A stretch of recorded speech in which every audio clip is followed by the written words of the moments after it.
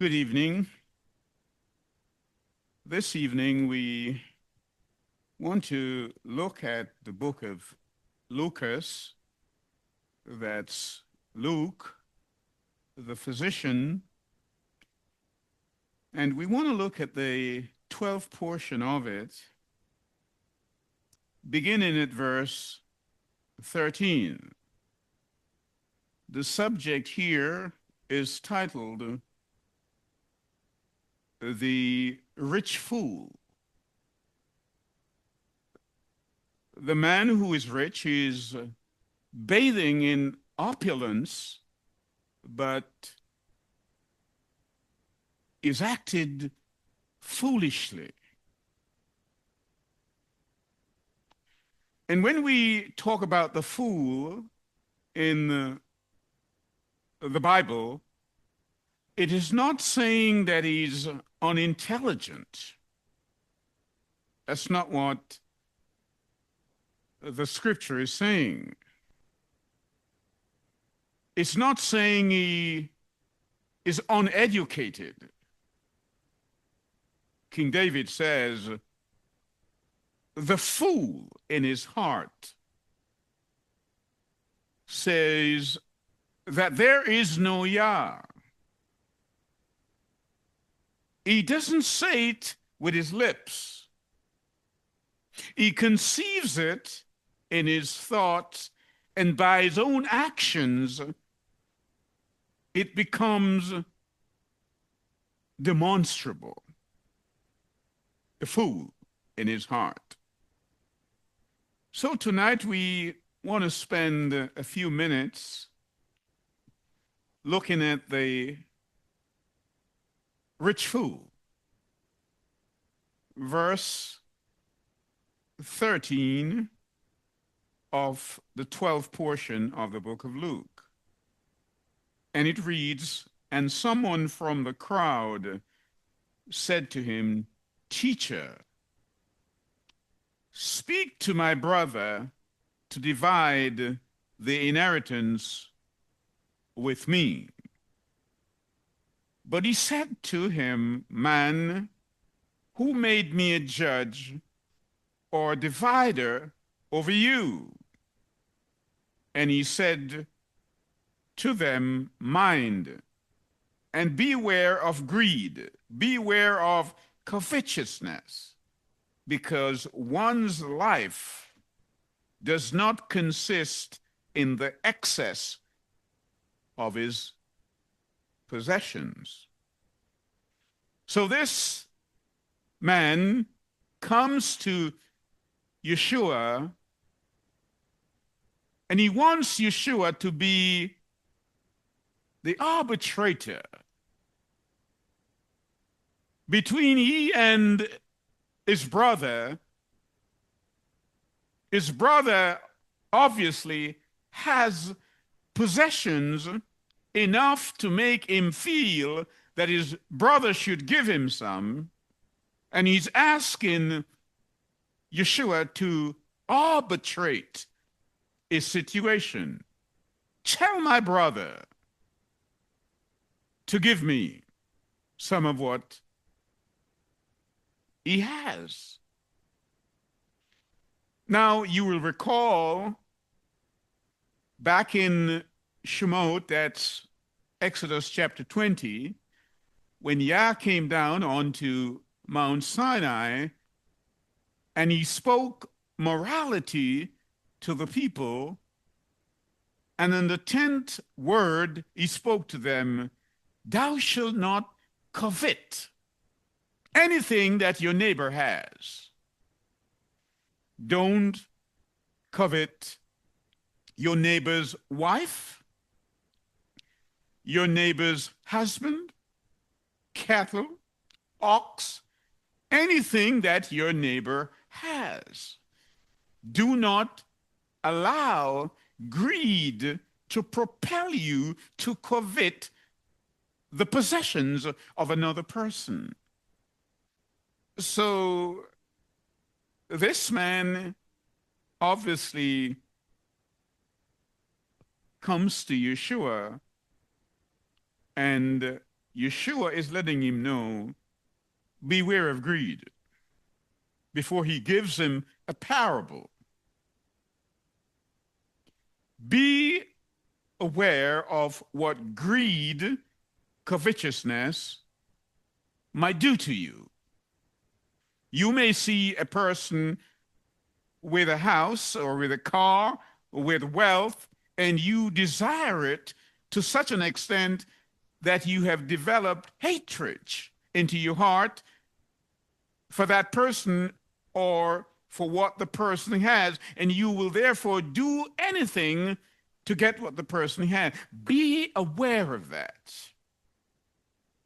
So Yeshua gives him that warning.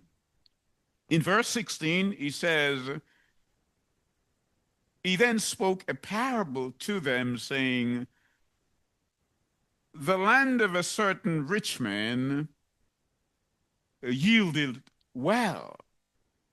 And he was reasoning within himself, saying, what shall I do, because I have no room to store my crops? I've done well. The land of yielded well. At no time did he conceive that he's doing well because Yah is the one who is blessing him. The land is Yah. The whole earth is Yah, and everything in it belongs to him. So this man here, this rich man,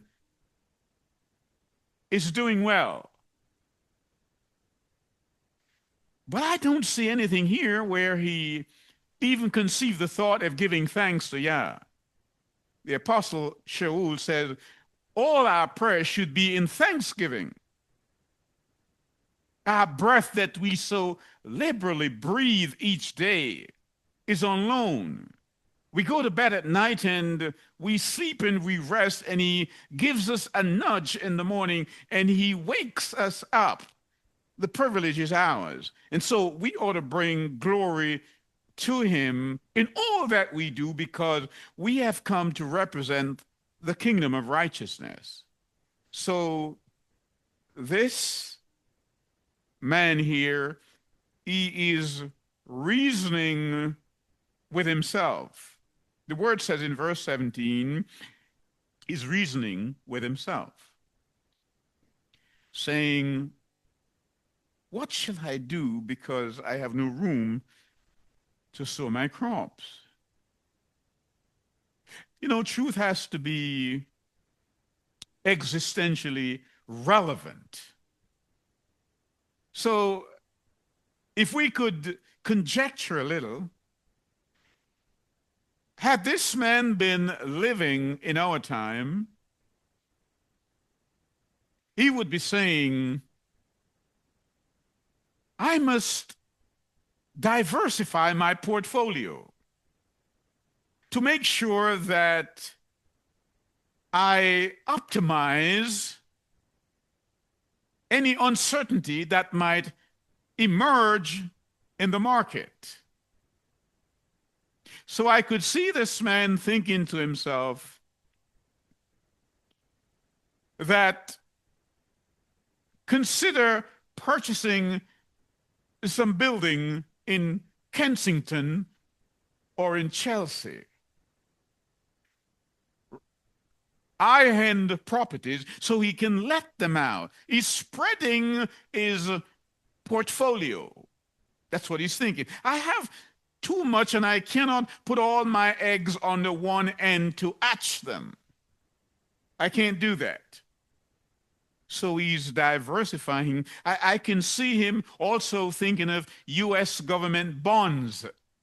He may well be thinking of that, because he's trying to optimize any uncertainty that might emerge in the market. So he's thinking of stocks, bonds, and mutual funds. That's how he's thinking, this man here. He says, what shall I do, because I have no room? And he said, I am going to do this. I'm going to pull down the barn that I currently have. That's what the word says, verse 18. And build greater and store all my crops and my goods there.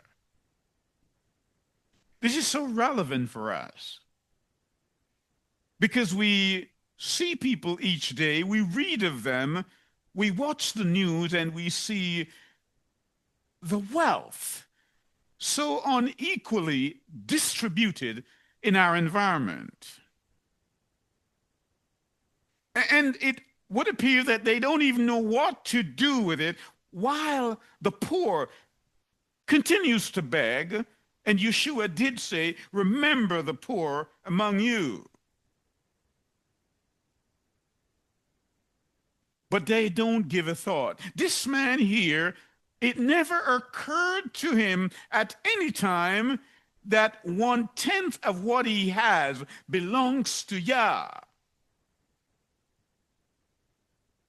Never occurred. Bring ye all the tithes into the storehouse, says Malachi 3 and verse 10, that I may have food in my house.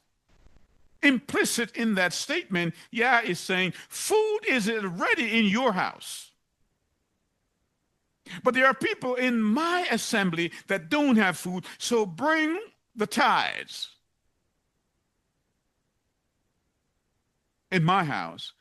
So those who are there who do not have can have, because the 1/10 that you are withholding, you're coveting me for that. So when we talk about greed and being covetous, the term, the passage here is pregnant with truth. It is loaded and is about to give birth to much more than we conceive it to be. The 10 Commandments. It interests me that the 10th of those commandments was do not covet. And at the time that Yah said, don't covet, the people said, we don't want to hear what he has to say anymore. Moses, you talk to him and tell us what he says. That was the last time. Don't covet. So this man here wants Yeshua to arbitrate. The Father judgeth no man, but he has given all the judgment to his Son. Not only is he a judge, but he's also an advocate. My little children, sin not. But if you do sin, if you do slip into sin accidentally, we have an advocate. So Yeshua is our attorney and he's our judge. He's our Savior. This man did not come to Yeshua to find out whether he could have salvation. That's not what he came for. His brother had something and he wanted it bad. Tell him to divide what he has and give it, some of it, to me. Yeshua said, be careful of your greed. Greed could lead you to do some very serious acts that are prohibited by the word. And so the rich man decides that he must build bigger barns to house his surplus, not thinking that all that he has was given to him by the Father. Now, covetousness. Yah says that when we work, 1/10 of the increase belongs to him, because he's the ultimate landlord. The majority of people today, including people who claim to be believers, don't return their tithes. So they are being covetous. They are greedy because they covet Yah for what is his. The 1/10 is his. So Yah says, I made 7 days, and I give man 6 of those days. Remember the 7th day to keep it kodesh, to keep it holy. 6 days you shall do all your work, but on the 7th day you rest. Man has taken his 6 days and he's done all that he wants to do, but on the 7th day he comes and he covets time, greedy. And so when I say the passage is pregnant with truth, it goes beyond this man. Implicit in that, Yah is speaking to the now generation, people who are rich. And I want to make the point very clearly that the Bible doesn't say there's anything wrong with being rich. Nothing at all. Is what your riches does to you. Nothing wrong in having money. It's when money have you. Abraham was rich. David was rich. King Solomon was rich. Job was rich. And many of those men were righteously rich. So don't feel guilty because you're rich.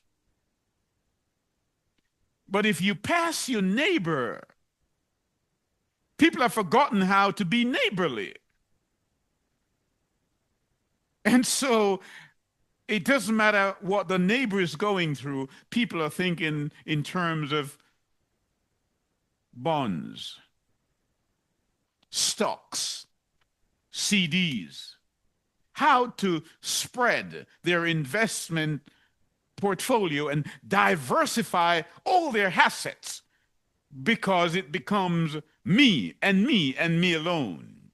Yah says, remember the poor among you. And Yah says you must honor him according to Proverbs 3 and verse 9 with your wealth and with the first fruits of your crops. We need to understand that. I want to turn to the book of Sirach. That's a book that's not in the ordinary King James or ordinary Bible, but it's one that I think that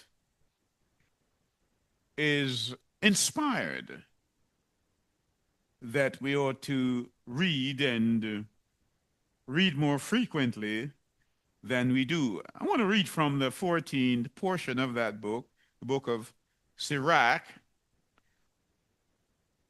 Reading from verse 1, it said, Baruch is the man that has not slipped with his mouth, and is not pierced with the great number of sins. Baruch is he whose conscience has not condemned him. Did you get that? The man whose conscience has not condemned him is blessed.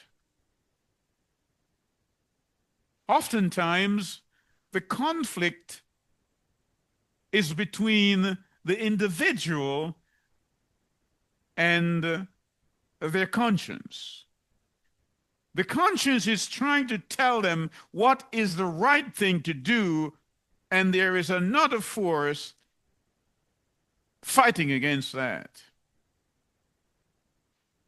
When you read Romans chapter 7, you understand what the apostle Shaul, Paul, is really saying. He says, the things I want to do, I find myself not doing them. And the things that I don't want to do, those are the things that comes easy for me to do. Oh, wretched man that I am. And so that conflict within him was tearing him apart. And he wanted to be liberated from that thought. He wants to be walking in the path of righteousness, as all of us should be striving to do. But sometimes, because of wealth, because of money, you can understand why Yeshua said, the love of money is the root of all evil. So Sirach here is telling us in verse 3, wealth is not fitting for a miser. If you're a miser, wealth is not good for you. And what should an envious man do with silver? He who gathers by depriving his own being gathers for others that shall spend his good loosely. He who is evil to himself, to whom shall he be good? He shall not take pleasure in the goods. There is none worse than he who envies himself. Now, that's a potent statement. Because when you rob Yah, it's as if you're envying yourself. You're robbing the one who blesses you. You're stealing from yourself. If only we could understand that. You steal his tithe, and you steal his time on the Shabbat. Not only the 7-day Sabbath, but the feast day Sabbath, the annual Sabbath. You are a thief. And while the court downtown, Fort Lauderdale or Miami or London, will not hold you guilty for stealing it, Yah will. You won't get away. And this is to repay for his wickedness. And if he does good, says verse 7, chapter 14, he does it unwillingly. Did you hear that? That's why Paul in Corinthians says that give with a willing heart, not give grudgingly.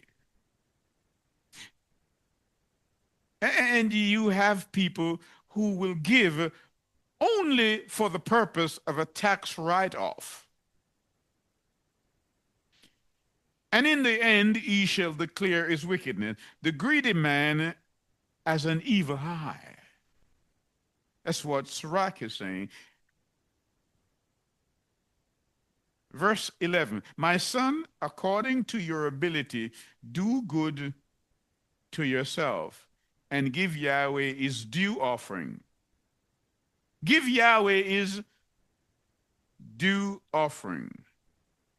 Remember that death shall not be long in coming,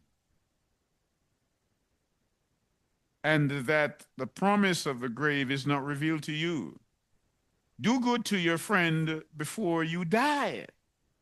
Did you hear that? Sirach is saying, do good to your friend before you die, and according to your ability, stretch out your hand and give to him. Do not deprive yourself of a good day.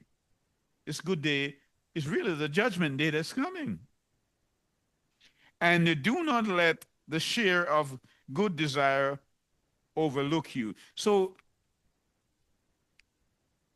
Sirach is saying that the wealth that is given to you is not merely for you. The diversification that you're involved in regards to your asset should also trickle down to your friends, to your relative, and to your neighbor, to the poor. This rich fool did not think like that. He thought of a huge barn.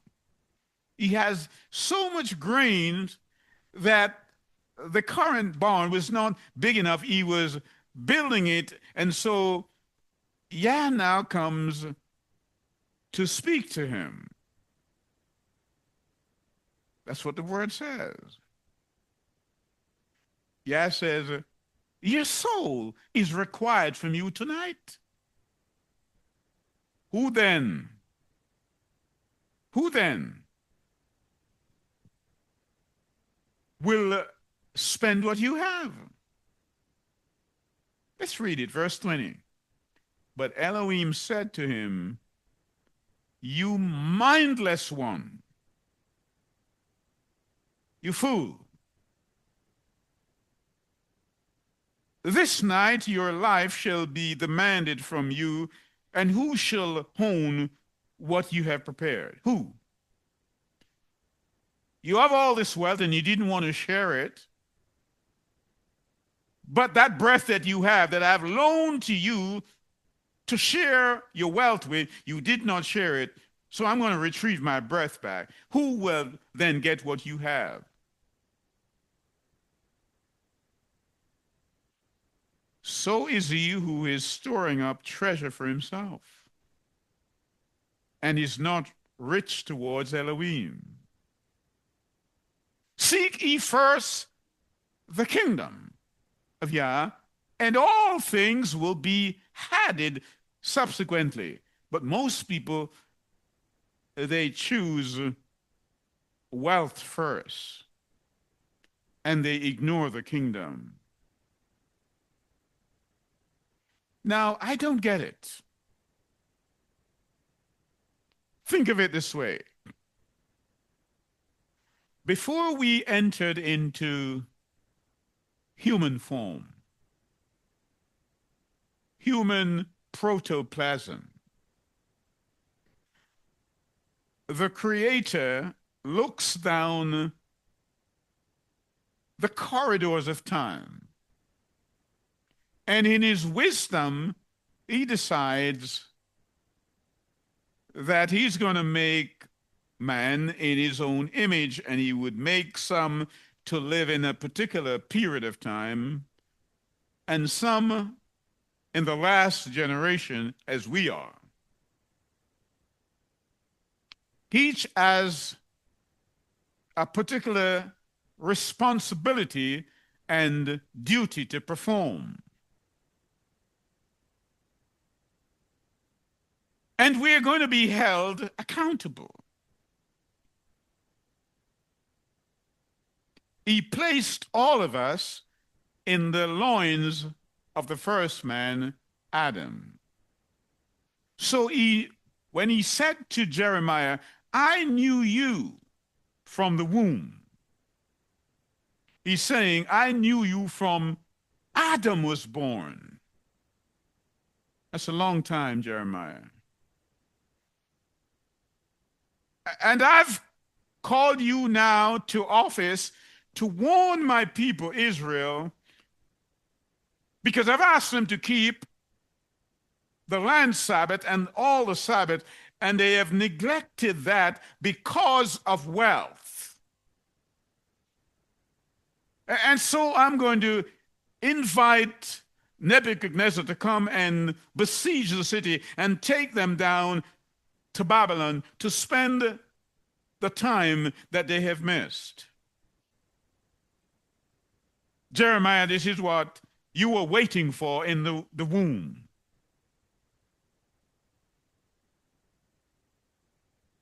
And so the point here is this: each of us carries Yah's breath.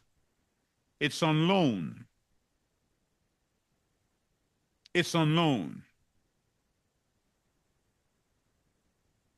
And so the breath that he gives us, he has asked us to use that breath to give him glory, to be obedient to him, to manage his resource. That's what tithing is, you know. It's management of Yah's resource, because he's testing you to see whether or not you can be trusted. Bring the tithe into my storehouse so that I may have food for my people. I have blessed you enough, and you and your family at home, you have already got food in your house, but there's none in mine. And people say things like, well, we don't have to pay tithes. It's not required, they say, in the New Testament. In the Old Testament, the people gave 10%. Yah says the New Testament is a greater covenant, meaning that your responsibility in the New Testament, in the Brit Hadashah, is greater, so you ought to give more.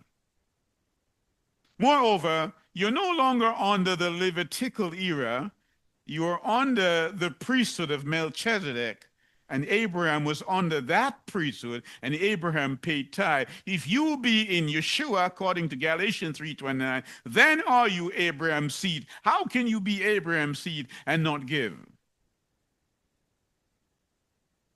How? And so this man clearly, he was a miser, and he was thinking of himself but nobody else. And that's why you can understand what Yah is saying in Psalm 15 verse 2. He says, if I were hungry, I would not tell thee, for the world is mine, and the fullness thereof. Yes, I don't need to tell you if I am hungry, because the world is mine, and all that is in the world belongs to me. And all I'm doing, I'm testing you to see whether or not you can be trusted. Because if you cannot return a tithe and an offering now, when I come, how do you expect me to put you in charge of anything? You wicked servant. How? You've built everything for yourself. You have the finest of all things that money can buy. But you give grudgingly. And then you tell people that you are a philanthropist. And you do that only to get a tax write-off. I'm not knocking it. I'm just saying, if that's your motive alone, then you've missed the point. The rich fool. He purchased properties, diversified his portfolio. He had bank account, offshore accounts. And he said to himself, I'm now at ease. I can rest safely and enjoy my days and my pension. That's what he said to himself. But Yah says, have you considered the thought that the breath that you have is not yours? Did you consider that? Because had you considered that, you would have been more giving. You would have. But that's not how you are. And so you have become, as we will speak on Sabbath, a casualty of privilege. That's what you've become. And so tonight, this man here, this rich man, is an object lesson for all of us.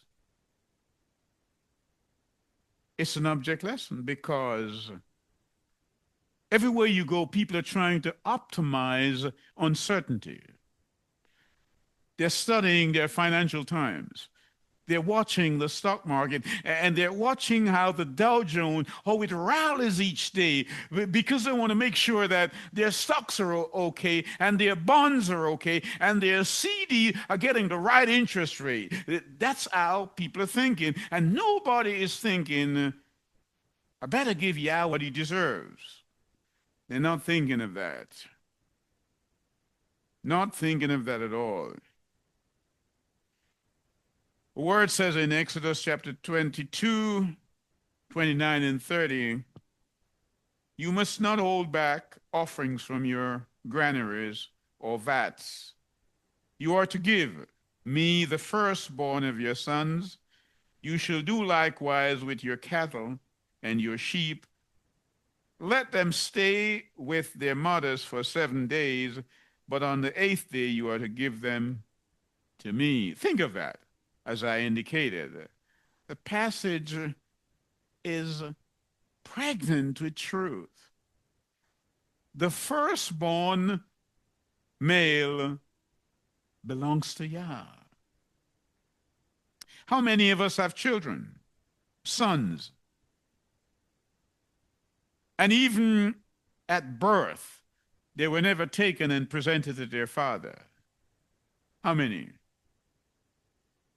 Remember now when thy Creator in the days of thy youth, because the evil days are coming when you shall say, I have no pleasure in them.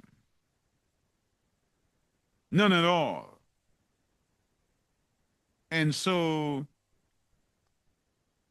the world in which we live, people are so busy with strategies, spreading their money across the variety of investments portfolios to reduce overall risk.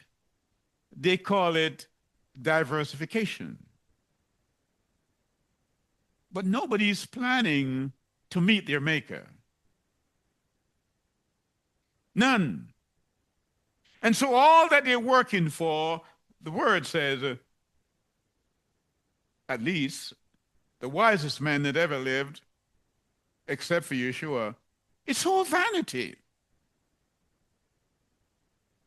People are working double shifts, 2, 3 jobs, but they have not returned anything to Yah. They are building up treasures on earth, but they have not considered the kingdom. Rich fools. That's what the word says. 2 Chronicles, come with me there, chapter 31. Verse 5, reading on. As soon as the order went out, the Israelites generously provided the first fruit of the grain, new wine, oil, and honey, and all the produce of the field, and they brought in an abundance of tithe of everything. And the Israelites and Judahites who lived in the cities of Judah also brought a tithe of their herds and flocks, and the tithe of the holy things consecrated to Yah, their Elohim, and they laid them in large heaps. That's how it should be. Yah says we ought to do that. But this man here had no concern for his neighbor. And he was greedy, covetous, and he was treating his neighbors like refugees. That's how he was doing it.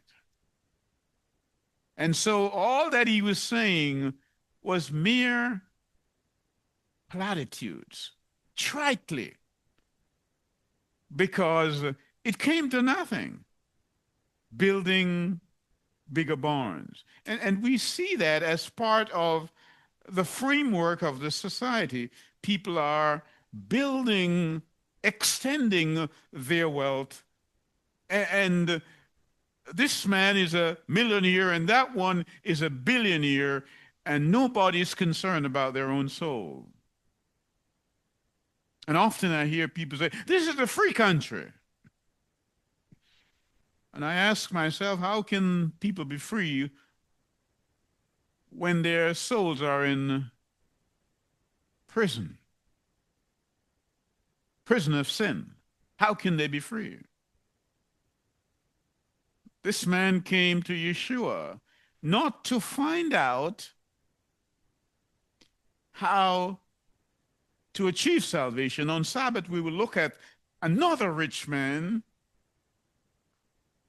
who wanted salvation.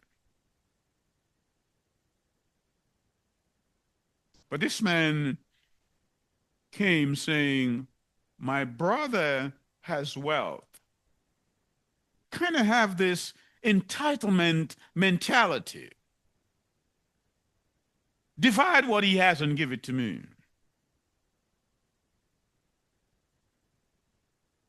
Yeshua is saying, remember greed, remember covetousness. That's the last commandment that I spoke on Mount Sinai. Remember it. Be careful. You don't allow greed to cause you to injure, to sell out your brother, to betray your brother. Be careful. Just because of a fistful of dollar, like Clint Eastwood. Be careful. So as we examine this tonight, as I indicated, that in the Bible's context here, being a fool is not one who is uneducated. Not at all. It is one who really has no interest in Yah. In fact, Aristotle is reputed to have said, there is a foolish corner in the brain of the wisest man. There's a foolish corner in the brain of the wisest man. And clearly, those who are building up empires of wealth without investing in their own souls, they are like this rich fool. May we consider these thoughts tonight and see whether or not we are contributing in any way to that kind of a scenario in our own situation. And if so, may we, with speed, vacate that environment and turn to Yah to seek our salvation, because we must seek first the kingdom of Yah, and all things are already in the kingdom that we're looking for. In Yeshua's name we pray. Amen.